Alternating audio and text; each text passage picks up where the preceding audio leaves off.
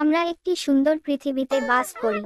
শুধু আপনার চারপাশে আশ্চর্যজনক জিনিস তাকান। আসুন শুরুতে ফিরে যাই এবং বাইবেল আমাদের কি বলে তা কিভাবে শুরু হয়েছিল তা দেখি। শুরুতে ঈশ্বর আকাশ ও পৃথিবী তৈরি করেছিলেন। ঈশ্বর অন্ধকারের উপর সরে গিয়ে বললেন, আলো। তিনি আলোকে দিন বলেছেন এবং অন্ধকারকে রাত্রি বলেছেন।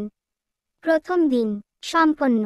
তারপর ঈশ্বর উপরের জলকে নিচের জল থেকে আলাদা করার জন্য একটি স্থান তৈরি করলেন। তিনি মহাকাশকে আকাশ বলেছেন। দ্বিতীয় দিন সম্পন্ন। ঈশ্বর জল একত্রিত এবং শুষ্ক জমি প্রদর্শিত। তিনি ভূমিকে ভূমি এবং জলকে সাগর বলেছেন।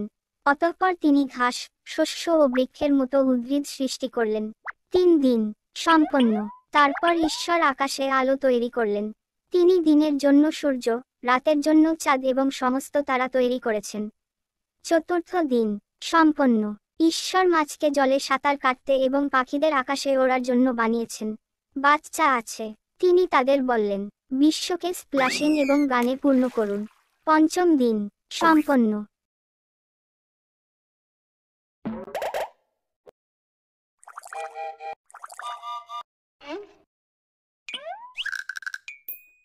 এটা খুব ভালো। তিনি তাই সপ্তম দিনে তিনি বিশ্রাম নেন এবং সেই দিনটিকে বিশেষ করে তোলেন। সপ্তম দিন সম্পন্ন। ঈশ্বর প্রাণী তৈরি করেছিলেন।